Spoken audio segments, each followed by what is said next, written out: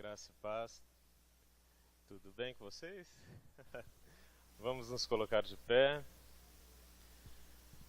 e vamos orar ao Senhor nesse instante. Queria que você nesse instante agradecesse a Deus pela oportunidade que você tem de estar aqui por mais um dia.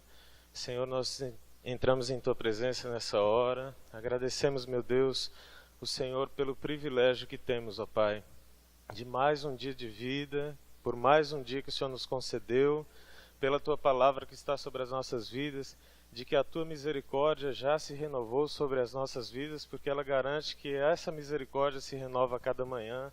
Nós te agradecemos, ó Deus, pelo milagre do ar que nós respiramos. Te agradecemos, ó Deus, pela Tua doce presença em nossas vidas. Te agradecemos, ó Deus, pelo descanso durante a noite, pela segurança e pela oportunidade, ó Deus, de mais uma vez nos reunirmos aqui nesses 21 dias, hoje no 18º dia, para juntos, ó Deus, orarmos ao Senhor, clamarmos ao Senhor e buscarmos um direcionamento do Senhor, uma edificação para as nossas vidas e para a igreja também. Venha estar presente em nosso meio, venha caminhar em nosso meio, venha falar aos nossos corações e nos dar direção neste dia, ó Deus, de tudo aquilo que o Senhor tem reservado para as nossas vidas. Nós te convidamos e declaramos que o Teu Espírito Santo é bem-vindo em nosso meio, de que a Tua presença se faz em nosso meio e que Tu és bem-vindo, ó Deus, em nossa vida e no meio da Tua igreja também, em o nome de Jesus. Nós oramos e desde já te agradecemos por esta oportunidade, por este dia, em o nome de Jesus. Amém, Pai. Amém. Pode se assentar. Antes que você pergunte quem que é esse moço que está aí na frente, meio carequinha, né? Meu nome é Fabrício. Acho que vocês já me viram algumas vezes ali tocando teclado, né? Então hoje eu estou aqui para trazer uma palavra para vocês e para mim também. Abra sua Bíblia no livro de Atos, dando continuidade aos estudos que nós temos feito, a leitura da palavra do Senhor. Atos no capítulo 18.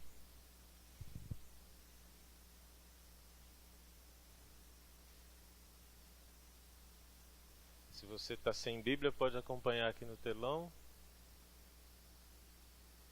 A gente vai começar a leitura. A partir do verso 1 diz assim: Depois disso, Paulo saiu de Atenas e foi para Corinto. Ali encontrou um judeu chamado Áquila, natural do Ponto, que havia chegado recentemente da Itália com Priscila, sua mulher, pois Cláudio havia ordenado que todos os judeus saíssem de Roma. Paulo foi vê-los e, uma vez que tinha a mesma profissão, ficou morando e trabalhando com eles, pois eram fabricantes de tendas. Todos os sábados Paulo, debatia na sinagoga e convencia os judeus e gregos. Depois que Silas e Timóteo chegaram da Macedônia, Paulo se dedicou exclusivamente à pregação, testemunhando aos judeus que Jesus era o Cristo. Opondo-se eles e lançando maldições, Paulo sacudiu a roupa e lhe disse: Caia sobre a cabeça de vocês o seu próprio sangue. Estou livre da minha responsabilidade. De agora em diante, irei para os gentios. Então Paulo saiu da sinagoga e foi para a casa de Tício, justo, que era temente a Deus, e que morava ao lado da sinagoga. Crispo, chefe da sinagoga, creu no Senhor, e ele e toda a sua casa. E dos coríntios que ouviam, muitos criam e eram batizados. Certa noite, o Senhor falou a Paulo em visão: Não tenha medo, continue falando e não fique calado, pois estou com você e ninguém vai lhe fazer mal ou feri-lo, porque tenho muita gente nessa cidade. Assim Paulo ficou ali durante 1 ano e meio, ensinando-lhes a palavra de Deus. Sendo Gálio procônsul da Acaia, os judeus fizeram em conjunto um levante contra Paulo e o levaram ao tribunal, fazendo a seguinte acusação: Este homem está persuadindo o povo a adorar a Deus de maneira contrária à lei. Quando Paulo ia começar a falar, Gálio disse aos judeus: Se vocês, judeus, estivesse apresentando queixa de algum delito ou crime grave, seria razoável que eu os ouvisse. Mas visto que se trata de uma questão de palavras e nomes da própria lei, da sua própria lei, resolvam o problema de vocês mesmos. Não serei juiz dessas coisas, e mandando-os expulsá-los do tribunal. Então, todos se voltaram contra Sóstenes, o chefe da sinagoga, e espancaram-no diante do tribunal. Mas Gálio não demonstrou nenhuma preocupação com isso. Paulo permaneceu em Corinto por algum tempo, e depois despediu-se dos irmãos e navegou para a Síria, acompanhado de Priscila e Áquila. Antes de embarcar, rapou a cabeça em Cencreia, devido a um voto que havia feito. Chegaram a Éfeso, onde Paulo deixou Priscila e Áquila. Ele, porém, entrando na sinagoga, começou a debater com os judeus. Pedindo eles que ficassem mais tempo, não cedeu. Mas, ao partir, prometeu: voltarei se for da vontade de Deus. Então, embarcando para de Éfeso, ao chegar a Cesareia, subiu até a igreja para saudá-la e depois desceu para Antioquia. Depois de passar algum tempo em Antioquia, Paulo partiu dali e viajou por toda a região da Galácia e da Frígia, fortalecendo todos os discípulos.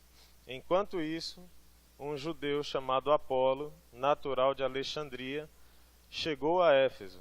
Ele era um homem culto e tinha grande conhecimento das Escrituras. Foram instruídos no caminho do Senhor e com grande fervor falava e ensinava com exatidão acerca de Jesus, embora conhecesse apenas o batismo de João. Logo começou a falar corajosamente na sinagoga. Quando Priscila e Áquila o ouviram, convidaram-no para ir à sua casa e lhe explicaram com mais exatidão o caminho de Deus. Querendo ele ir para Acaia, os irmãos o encorajaram e escreveram aos discípulos que o recebessem. Ao chegar, ele auxiliou muitos os que pela graça haviam crido, pois refutava vigorosamente os judeus em debate público, provando pelas Escrituras que que Jesus é o Cristo. Amém? Leitura até curta, mas que o propósito que foi me passado para que retirasse dessa escritura, desse texto, alguns motivos de oração, para que a igreja pudesse estar orando e para que fosse um motivo de oração também pessoal. Então lá no versículo 3, fica bem claro algo que falou ao meu coração, que Paulo, ele tinha uma profissão, juntamente com os irmãos que foram morar com ele. Então, quando eu li esse versículo, eu percebi assim que Deus, ele gosta mesmo de pessoas ocupadas, né? Deus, ele não gosta de nenhum desocupado, ele gosta de pessoas ocupadas. E o que a gente mais vê hoje em dia são pessoas dando motivos para não fazer a obra de Deus, para não orar, para não ler a palavra de Deus, simplesmente porque não tem tempo. Ah, mas eu não tive tempo de orar hoje, e aí passa um dia, passa 2 dias, eu não tive tempo de ler a palavra de Deus, não tive tempo de buscar ao Senhor. E no entanto aqui fala que Paulo, apesar dele trabalhar, mas todo sábado ele estava na sinagoga ensinando a palavra de Deus. Então, esse tempo que nós vivemos é um tempo de buscarmos ao Senhor em tempo e fora de tempo. É um tempo de nos esforçarmos mesmo pela busca do Senhor. E eu achei assim muito bom esses dias que a igreja tem se reunido, e eu sou prova, tenho um testemunho a respeito disso, que teve uma situação que ocorreu comigo que um dia antes de começar a oração, eu liguei para o pastor Wilson e falei para ele assim: pastor, eu preciso resolver uma situação. E desesperado, né? Preciso resolver uma situação, preciso conversar com o Senhor, preciso ver essa situação que está me incomodando. E aí eu vim no dia orar aqui, o pastor falou assim: eu acho que até assim, ele jogou um pouquinho comigo, né, pastor? Falou assim: olha, você vai estar na oração amanhã? Eu falei assim: amanhã eu vou estar lá. Aí eu vim na oração, quando cheguei, quando tive o contato com a palavra do Senhor, com o momento de oração, ali mesmo Deus já falou comigo. E resolveu a situação antes de eu falar com o pastor. Então, quando a gente tem essa oportunidade de ter esse contato com a palavra de Deus, de estar realmente dedicando um tempo da nossa vida em fazer, em buscar ao Senhor, em dedicar a nossa vida em oração, em busca da palavra, o Senhor vem e fala as nossas vidas. Então, nesse versículo 3, quando fala que Paulo trabalhava, certamente ele tinha as atribuições dele, tinha as atividades dele, mas nem por isso foi um motivo dele não fazer a obra de Deus. Então, se existe um motivo hoje de você orar, é orar e pedir a Deus esse entendimento e dar estratégias a você de organizar a sua vida de tal forma que você consiga mesmo orar, que você consiga reservar um tempo de fazer uma devocional a Deus. Tudo isso eu acho que é uma questão de disciplina. A busca do Senhor é uma disciplina. Às vezes você começa a orar, e eu já tive essa experiência também, e aí você ora, e dá uma olhadinha no relógio, e passou só 1 minuto. E ora, aí passou mais meio minuto. E é assim mesmo. Agora a gente tem que ter um foco, tem que ter uma direção, tem que ter uma atitude, tem que ser uma disciplina, tem que ter uma disciplina de sempre estar buscando ao Senhor, de sempre estar em contato com a palavra do Senhor e orando ao Senhor e buscando ao Senhor. E aí você pode encaixar tudo isso na sua rotina de trabalho, de família, de estudo, porque Paulo fazia dessa forma. Lá no versículo 6 a gente encontra mais um motivo que eu encontrei aqui para nós orarmos. Versículo 6 está dizendo assim: opondo-se eles e blasfemando, sacudiu Paulo as vestes e disse-lhes: sobre a cabeça de vocês está o vosso sangue, e dele estou limpo, e de agora em diante vou para os gentios. É importante a gente lembrar do seguinte: lendo a palavra de Deus, eu percebi algo nesse versículo que fala a respeito das coisas que a gente deve deixar para trás mesmo. Tem situações, e eu quero que você entenda isso que eu vou te falar, tem situações, mas também tem pessoas, e tem coisas na nossa própria vida que a gente tem que fazer como Paulo fez, sacudir mesmo. Sacudir e deixar para trás. Às vezes pode ser um vício, às vezes também pode ser uma má companhia, pode ser um pecado, pode ser algo que separe você de Deus. No caso de Paulo aqui, ele pregava a palavra, mas não era a pregação que atrapalhava ele, e sim as pessoas que ouviam e blasfemavam contra aquilo que ele pregava. E aí você pode dizer assim: poxa, mas você acha que ele deveria sacudir de tudo isso? Deveria, porque você imagina ele em contato com os judeus o tempo todo criticando a pregação de Paulo, se opondo ao Evangelho de Cristo, não aceitando a verdade de que o Evangelho, de que Jesus era o próprio Cristo que estava para vir. E esse contato todo de Paulo com essas pessoas durante um longo tempo certamente iria contaminar a vida dele. Então a gente também tem que ter esse discernimento de orar e falar para Deus assim: Deus, aquilo que me afasta do Senhor, aquilo que tem sido impedimento na minha vida para buscar ao Senhor, aquilo que tem sido impedimento e dificultador na minha caminhada com o Senhor, que o Senhor venha afastar, que o Senhor venha tirar da minha vida. Quer seja tudo isso que eu te falei, seja um vício, seja um pecado, seja alguém, seja uma má companhia, seja um trabalho, porque hoje também a gente vê muito assim, as pessoas pedem oração. Deus abençoa o meu trabalho, abra as portas de um trabalho para mim, me dá um emprego, abençoa a minha empresa, e de repente Deus abençoa e a pessoa some da igreja. Então assim, que bênção que é essa? Né? A bênção que tira a pessoa do caminho do Senhor, que tira a pessoa da igreja, que tira a pessoa da comunhão com o Senhor. Então tem algo errado. Então a gente tem que ter esse discernimento, como Paulo também teve. Chegou o tempo, ele pregou a palavra de Deus ali, mas quando ele sentiu no coração dele de que realmente não deveria estar ali, ele sacudiu as suas vestes, deixou para trás aquele povo, deixou para trás aquela situação e seguiu adiante, rumo ao centro da vontade de Deus para a vida dele.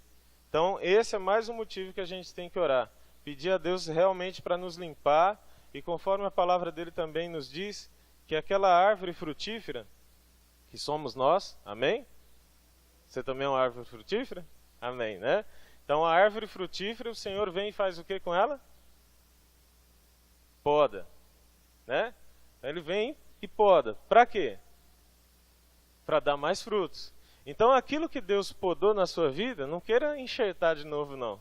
Não queira trazer de volta não. Se foi o Senhor que tirou, deixa aí. Se foi o Senhor que arrancou, deixa aí também. Não queira trazer de volta para a sua vida não. Deixa aí, porque é bênção de Deus para a sua vida. Em nome de Jesus. Outro motivo que nós temos para orar está lá no versículo 9. Está dizendo assim, olha, teve Paulo durante uma noite uma visão em que o Senhor lhe disse, não temas, pelo contrário, fala e não te cales, porquanto eu estou contigo, e ninguém ousará fazer-te mal, pois tenho muito povo nesta cidade. Então, outra coisa que nós temos que orar, e isso é o mais importante que eu achei nesse texto, orar e pedir a Deus uma visão segundo a visão de Deus ao nosso respeito e a respeito do nosso próximo. Amém? Eu fiquei pensando nesse versículo porque, assim, esse texto e esse trecho da Bíblia que a gente leu estava muito próximo ali de quando Paulo teve a sua verdadeira conversão. Então eu fico imaginando muitas vezes que, assim, o bombardeio que o inimigo fazia na cabeça de Paulo, na mente dele, acerca de quem ele foi. Talvez tentando remontar um passado de perseguidor dos cristãos, talvez tentando trazer mentiras à mente de Paulo, dizendo que ele não era capaz de fazer a obra, talvez trazendo mentiras a respeito do próprio Paulo, a respeito da identidade que ele tinha até então em Cristo, e a respeito daquilo que Deus podia fazer através da vida dele. Então, nesse instante, Paulo teve uma visão. Deus deu a ele essa visão, mostrando para ele quem ele era. Quando Deus falou assim, olha, não temas, porque eu estou contigo. Mas não parou por aí, porque o nosso relacionamento com Deus, ele tanto ocorre na horizontal quanto na vertical, ou na vertical quanto na horizontal. Deus vai te mostrar quem você é, vai te dar uma identidade, mas Deus também vai mostrar quem que é o teu próximo, quem que está aí do teu lado. O valor que ele tem também para Deus. Porque de nada adianta nós construirmos um relacionamento entre nós e Deus e se esquecer do outro, se esquecer do próximo. E isso era tão importante na caminhada de Paulo, dele saber que ali existiam pessoas que Deus considerava como sendo deles, porque Paulo foi enviado para essas pessoas também. Então, se ele não tivesse a revelação na palavra de Deus, através dessa visão de quem eram essas pessoas, o que essas pessoas significavam para Deus, certamente ele não tinha sido impulsionado a sair pregando o Evangelho. Então, essa tem que ser a nossa oração também hoje. Deus, abre os meus olhos, dá-me a tua visão, me faça enxergar como o Senhor vê a minha própria vida e a vida das pessoas que andam comigo, que estão ao meu redor. Isso é muito importante também. Depois eu vou retornar e falar todos os motivos que nós vamos orar, tá? No versículo 12, diz assim: quando, porém, Gálio era procônsul da Acaia, levantaram-se os judeus concordantemente contra Paulo e o levaram ao tribunal, dizendo, este persuade os homens a adorar a Deus por modo contrário à lei. Aqui, pessoal, tem um fato importante que é a respeito, eu não vou ler o texto novamente inteiro, seria até o versículo 17, mas ele fala algo a respeito da justiça de Deus. Eu enfrentei uma situação na minha vida que eu cheguei diante de Deus e falei assim, Deus, eu clamo ao Senhor pela tua justiça, mas aí eu quero que você tenha cuidado ao fazer essa oração. Porque Paulo, quando ele foi levado diante do procônsul, não achou nele motivo algum para ser condenado. Ele não encontrou em Paulo, na postura dele, nas atitudes dele, motivo algum para o condenar. E quando a gente vai diante de Deus e fala assim, Deus, eu quero que o Senhor faça justiça nessa situação que ocorreu comigo, certamente Deus vai fazer justiça. Quer seja em você, com você através de você ou nas pessoas também. E é por isso que eu falei para você ter cuidado quando você for orar assim. Se você for colocar uma causa diante de Deus e falar assim, Deus, eu quero que o Senhor faça justiça, que você esteja calcado mesmo, esteja alicerçado pela palavra de Deus e firmado na verdade, para que a justiça de Deus venha mesmo. Uma vez eu estava aqui na igreja mesmo e ouvi uma pregação do pastor que tocou muito no meu coração, porque eu sempre fui uma pessoa assim meio impulsiva, né? E o pastor estava falando a respeito do leão de Judá e ele pregando a respeito dessa justiça também. E aí eu lembro que uma das frases no meio da pregação do pastor foi assim: se você quer que Jesus, que Deus se levante como um leão na sua vida, você tem que ter uma atitude como ovelha. Porque se você quiser tomar uma postura de leão, certamente Deus não vai te defender. E Ele não será o leão na sua vida. E nem um leão por você. Então, se você quer que algo aconteça na sua vida, seja mesmo e tenha mesmo uma atitude de ovelha. Se atiraram pedra contra você, permaneça ali. Deus vai fazer justiça. Se levantaram acusações falsas, como fizeram aqui com Paulo, permaneça também firme e fiel e pacientemente diante de Deus, porque Deus também fará justiça. Então é dessa justiça que nós estamos falando aqui nesses versículos. A justiça de Deus. E hoje também nós vamos ter a oportunidade de orar e pedir a Deus mesmo para fazer justiça através das nossas vidas. E é interessante que fala ali que uma das acusações de Paulo é porque ele estava incentivando as pessoas a adorarem a Deus, né? Aí você imagina um dia chegar aqui, o Ministério de Louvor está todo preso, porque o pessoal incentiva a igreja, você e a nós mesmos, a adorarmos a Deus. Então essa tem que ser uma verdade das nossas vidas. Se tiver alguma acusação contra nós, que seja uma acusação e que nos acusem de que somos pessoas que incentivam os outros a buscarem a Deus e adorarem a Deus. Essa é uma boa acusação. Incentivem as pessoas realmente a temerem a Deus. Que seja essa a acusação que tenham contra a sua vida, e não diferente disso. Amém? Deixa eu só abrir o celular aqui de novo, que ele fechou. Agora lá no versículo 23, mais um motivo para orarmos. Diz assim, fortalecendo, ou melhor, vamos ler aqui. Havendo passado ali algum tempo, saiu atravessando sucessivamente a região da Galácia e Frígia, confirmando todos os discípulos. Então olha só, nesse versículo aqui eu vi algo interessante. Tem uma outra versão que é a que eu utilizei, que fala que Paulo estava fortalecendo todos os discípulos. Então é mais um ponto importante para nós orarmos. Quando você for usar a sua boca para falar algo, que seja realmente algo que edifica as outras vidas. Como Paulo falou, uma palavra temperada, uma palavra bem colocada, que seja uma palavra que gera edificação, que gera transformação, que gera exortação, que gera incentivo, que gera vida na sua vida e na vida dos outros. E isso é muito importante, nós termos isso no nosso coração, de que quando nós andamos com o Senhor, um dos desafios que nós temos é de que onde nós passamos ou por onde nós passarmos, você esteja sempre exalando o bom perfume de Cristo. Então está aí mais um motivo para orarmos. Orarmos para quê? Para que através da nossa vida, para que através do nosso falar, através das nossas palavras, outras pessoas sejam incentivadas a buscar ao Senhor e a estar na presença do Senhor. Amém? E por último, o último ponto que eu vi aqui nesse texto, a respeito do que poderíamos orar, é no versículo 24. Lá no versículo 24 fala assim: enquanto isso, um judeu chamado Apolo, natural de Alexandria, chegou a Éfeso. Ele era um homem culto e tinha grande conhecimento da Escritura, e fora instruído no caminho do Senhor, e com grande fervor falava e ensinava com exatidão.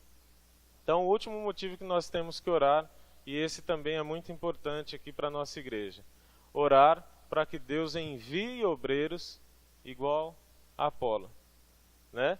A palavra de Deus nos diz que Apolo era um homem temente a Deus, cheio da palavra de Deus, e que ele pregava e ensinava o tempo todo também a respeito de Deus. Então, o trabalho que nós temos é grande, a seara é grande. Aqui na igreja você tem a oportunidade de se desenvolver ministerialmente em várias áreas. Tem louvor, tem ministério infantil, tem diaconia, tem intercessão, tem ministério da palavra, tem de aconselhamento, tem de visita a presídios, tem de visita a hospitais, tem de adolescentes, tem de jovens. Então tem várias atividades que nós podemos nos engajarmos e desenvolvermos o nosso ministério com o Senhor. Mas é preciso também que nós oremos para que Deus levante mais pessoas, para que Deus traga mais obreiros para a obra dele. E Deus já tem trazido, né? A gente pode ver que a cada culto, quando a gente olha para a igreja, parece uma igreja nova. Parece nova, a cada culto tem novas pessoas, tem novas famílias frequentando a igreja. E Deus já tem feito isso em nosso meio. Então, mais um motivo de oração. Orar para que Deus envie pessoas para fazer a obra deles. Então, só resumindo para vocês, os motivos que eu falei para vocês a respeito do nosso motivo de oração. Primeiro, disposição para fazer a obra em todo tempo. Segundo motivo, tirar os embaraços, que é quando Paulo sacudiu a roupa dele. Terceiro, ter uma visão do próprio Deus. Em quarto, receber a justiça divina em nossas vidas. Em quinto, fortalecer os discípulos que andam conosco. E em sexto, orar para que Deus envie mais trabalhadores para a obra dele. Amém? Então, nesse momento, eu queria que você curvasse a sua cabeça, ou se você quiser também ficar de pé, fique à vontade. Nós vamos ter 15 minutos para que você possa se dedicar à oração pela sua própria vida. Então, fique à vontade, fica na liberdade mesmo que o Espírito Santo te concede. Se você quiser ajoelhar, se você quiser se levantar, se você quiser ficar aí na tua cadeira mesmo, nós vamos ter 15 minutos para que você possa orar pela sua vida e mencionar esses motivos aqui também em oração.